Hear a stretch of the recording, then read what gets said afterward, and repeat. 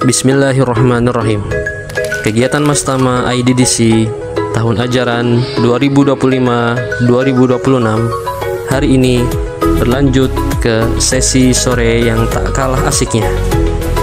Outbound bersama Ustadz Muhammad Ardi di lapangan Gunung Kunci.